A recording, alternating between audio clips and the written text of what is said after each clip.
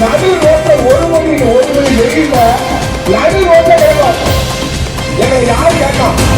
இதுல வந்து நம்ம கொண்டு போகக்கூடிய வாகனங்கள் வந்து மேல தார்பாய் போட்டு வேணுமா? பொருளுக்கு தார்பாய் போன வீட்டுக்கு நிலம் இல்லையா? இதுல யார் கேட்போம்? வண்டி உள்ள சரக்கு வண்டிக்கு வெயில பண்ற. ஏன்னா ஒவ்வொரு வீட்லயும் இந்த ரோட்ல போறவங்க எல்லாருமே எங்களுடைய கருத்தை நீங்க கண்டிப்பா கேட்கணும். இவங்க என்னத்துக்கே போராடுறாங்க, இவங்க என்னதான் பேசுறாங்கன்னு சொல்லி போகக்கூடிய பொதுமக்கள் நின்று கேளுங்க. அவ்வளவுதான் எங்களுடைய கஷ்டம் தெரியும். அதை விட எங்களுக்கு ஏற்கனவே வேலை போல அதிகம். தாய்மானவர் சொல்லி ஒரு திட்டம். அந்த தாய்மானவர் திட்டத்தில் என்னன்னு கேட்டீங்கன்னா, காலையில 6:30 மணிக்கு ரேஷன் கடைக்கு போக வேண்டியிருக்கு. வீட்டுல 8 மணி வரை பிள்ளைகள ஒரு கல்வி சாலைக்கோ எதுக்கோ எங்களால அனுப்ப முடியல. ஏன்னா 7 மணிக்கே போய் நாங்க தெருவில் நிக்க வேண்டியிருக்கு. நின்று முதல்ல வந்து அதுக்கு லோடுமேன் கிடையாது. ஒரு வண்டியை எடுத்து வந்து அந்த சரக்கை ஏற்றது யார் ஏத்துவா? ஒரு 15 மூணு அரிசிய ஒரு ஆட்டோக்குள்ள ஏத்ததுக்கு யார் கூலி கொடுக்கா? யாரும் கூலி கொடுக்க கிடையாது. அதுக்கு நாங்க கொடுக்கக்கூடிய இடையாளருக்கு அவருக்கு எவ்வளவு சம்பளம் கொடுக்குமோ, அவர் வயசானவர் இருந்தா அவருக்கு எத்தனை முறையை ஏத்திடுவாரு. சரி, அத்தனை முடி அந்த வாகனத்தில் ஏற்றி கொண்டு போய் ஒவ்வொரு தெருவிலையும் ஒவ்வொரு வீட்லையும் வெயில் நிற்கும். அப்படின்னா நாங்களே மனுஷன் கிடையாதா?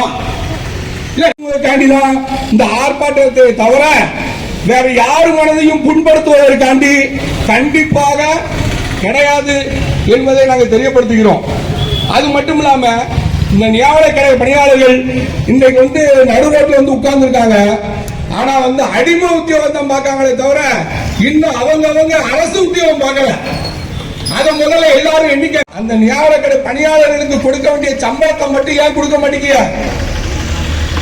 எங்களுடைய கோரிக்கை எந்த ஒரு அரசாங்கம் நடு ரோட்ல ஒரு மணி வெயில்ல நடு ரோட்ல கிடக்கும். எங்களை யாரும் கேட்கலாம்.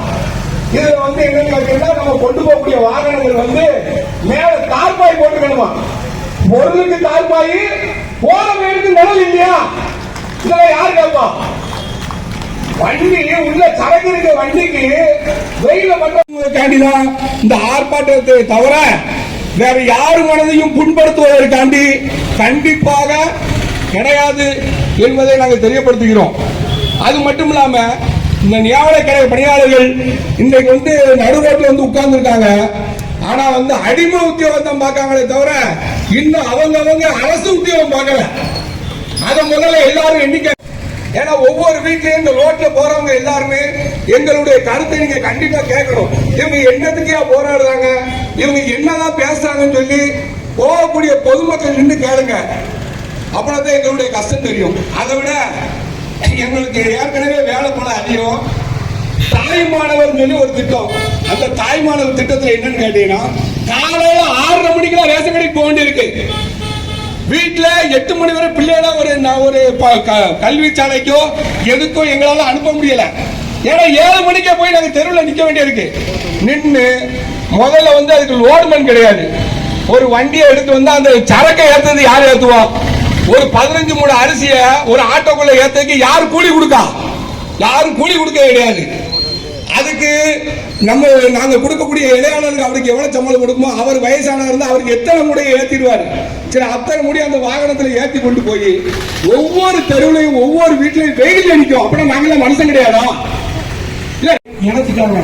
நீ ஒவ்வொரு இதையும் ஒவ்வொரு தர 6 பொருளையும் 6 தர கட்டித்தான் நாம வந்து ரேஷன் வழங்க வேண்டி இருக்குமான்னு அவங்களுக்கு தனிப்பட்ட முறையில சொல்லி, ஏன் அவங்களுக்கு டீ கூட வாங்கி கொடுத்துருக்கேன். நான் டீ வாங்கி கொடுத்து உட்கார்த்தான். ஒரு 10 டீயை பாசல் டீ வாங்கிட்டான் உட்கார்த்தான். அப்படி சொல்லி அதுக்கு 50 ரூபாயும் சொல்லிச்சிருக்கேன். 80% காமிச்சோம், 60% தான் காமிச்சிருக்கேன். ஐயா சிங்கப்பூர் போயிட்டா நான் என்ன செய்ய? அவன் வந்த பிறகு தான் போட முடியும் அப்படின்னு அங்க உள்ள அதிகாரிக்கு தெரிய மாட்டேங்குது. இதை பேசினா தனிப்பட்ட முறையில் பொன்ராஜ் தயாரே ஆகிறான். இந்த பொன்ராஜ் வந்து எந்த எல்லைக்கு தான் போவான், எதுக்கு தான் தயாரா இருக்கான். அது எங்க பாடலாம் அன்னைக்கு எங்களை வந்து டிரான்ஸ்பர் போடுறாங்க. நம்ம சங்கம் வந்து பேசுச்சு.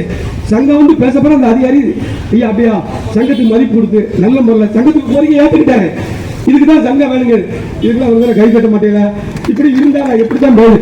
என்னதான் பேச சொல்லுங்க. அதாவது இறைவன் வந்து நேரம் வரமாட்டான்.